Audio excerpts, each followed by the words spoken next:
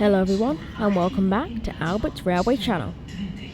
This evening, join me as I ride from Brussels Midi to Antwerpen Central on what may be Belgium's strangest regional train. While I ask the question, is this double-decker push-pull overrated? Let's see. We start our journey here, disembarking the Eurostar in Brussels Midi, one of its termini. Brussels Midi is quite large and sort of maze-like, so it's a bit of a task to find your way around. But eventually, after going down some steps and going through some corridors and passing some shops, you eventually arrive in the main hall. We chased a whole bunch of metaphorical geese as we tried to figure out what we were supposed to be doing. And it didn't help us that not all the information was clear and we could not find where our train was. Also, instead of being called Antwerpen here, it's called Anvers, which is very confusing. Anyway, you can access stores and escalators from this main hall area. This station is undeniably unimpressive, especially compared to our destination. 8 minutes later, we find our platform and travel up the escalator to get there. This evidently outdoor platform continues the station's architectural style of boring. There's no canopy over our heads, just regular shelter. And being Belgium, everything is absolutely covered with graffiti, something you almost never see on passenger trains in the UK. It's nice to see that trainbow is still a thing in other countries, I suppose.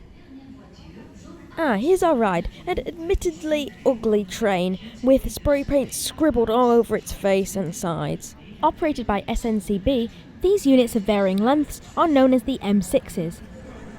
Being a push-pull, we have a locomotive at the other end. This is a Class 19. As they were introduced in 2002, they're about the same age as the British Rail Class 333s. Our train is capable of 160 km an hour, or 99 miles per hour, but I bet it could get to 100. As the doors open, we can already spot the outdated design of these coaches. Does the metal on the handrail and the large steps remind you of the double-decker metro trains in Paris? Saying goodbye to the boring white livery, we greet the light pink interior while we step onto the black carpet. That's the carriage gangway, and you access the levels using a pair of curved stairs and some very unusual sliding doors. Here on the top floor, it's well lit and actually has more luggage space than the bottom level, which still isn't much. You probably couldn't fit a big suitcase up there. As the sun begins to set, we depart Brussels Midi at the time of 20:49, spotting a couple high-speed trains on the way.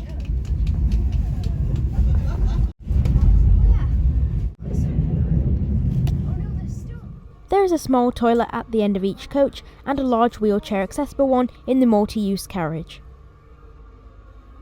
The horrible washed-out pink continues here, paired with a unpleasing blue countertop. There was some litter on the floor and a few spots of grime, though the soap worked as well as the water. The hand dryer is obviously operating as it should too. But looking behind us, we realise there is absolutely no toilet paper. Anyway, let's go over this train's route. First, it started in Charleroi, travelled to Brussels Midi, and we will be stopping at Brussels Central, Brussels South, Mechelen, Antwerpen Bochum, and finally ending our journey at Antwerpen Central. Our journey will take 48 minutes, but the train will continue on to Essen. We are now leaving Brussels Central. It's underground, so kind of hard to film. British train seats are known for being uncomfortable, so I was looking forward to seeing what these are like. And they are pretty much like British train seats.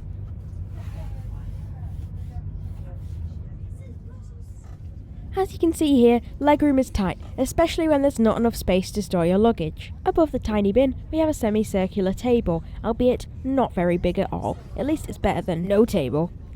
Perhaps the lack of baggage space is because the walls taper more than a Voyager's. We are now calling at Brussels North, the last station in French-speaking Belgium on this trip. I also examined the airline-style seatings tables, or lack thereof. 2 European sockets are present above the window level, but I don't blame you if you didn't realise that's what those little boxes are. Here's a station in Brussels that we won't be stopping at. You disembark here for access to Train World.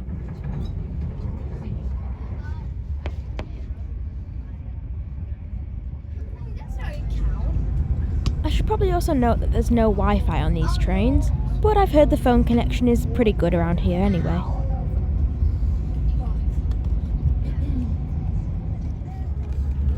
It's always nice to see some old rolling stock, especially when you're on a journey that's not going to be very scenic.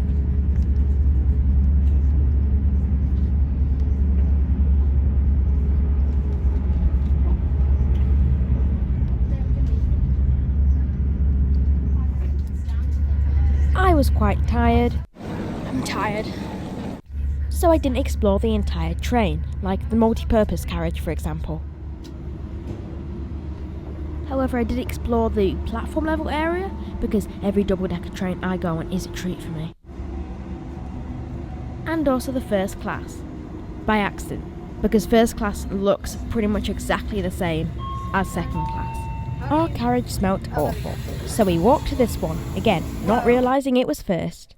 The chairs are a tiny bit more padded, I think. There's a carpet, I guess. To be honest, you would probably be paying for the silence, as no one else would buy a first class ticket. These look quite rough. Don't worry, I was able to free up some more storage before we arrived in Antwerp. We moved another carriage down to get to the upper level of the multi-purpose coach, which doesn't look that much different. Again, it just has seats facing inwards, as you can kind of see. Meanwhile, I'm trying to video whatever's going on outside, but the light is just reflecting.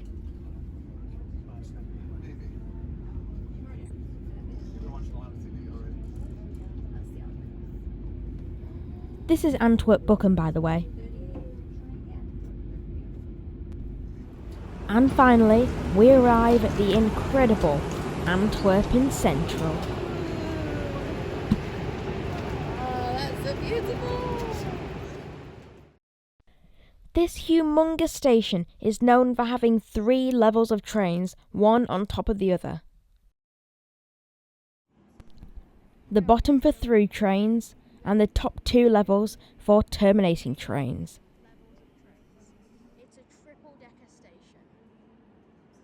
It's a beautiful... And you cannot forget the dramatic lit stone pillars, the red-framed glass canopy, and the intricately designed stone main hall. Beautifully lit up from the inside and from the outside. Wow. And don't worry, this isn't the last you'll see of it on this channel.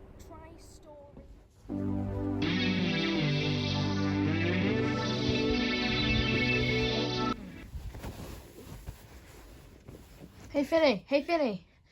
Yeah. What's your Finian's opinions on the IC train that we rode from Brussels Midi to Antwerpen Central? Well, it's pretty rough. Wasn't very good because seats weren't comfy, and we accidentally went into first class, and it just looked hardly different from second class. We were kicked out of there. But anyway, we left our other room to go to first class on accident because it smelled like vomit for some reason, and we couldn't stand it. But it was very empty, but just not very good.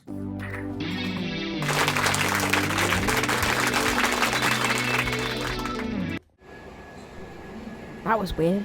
Anyway, do I think that they're overrated?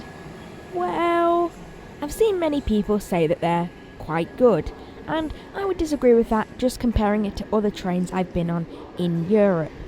It has some good points, but it's not the best. Personally, I think it's kind of mediocre, but there are so many ways to judge a train, I think I'll just leave it up to you.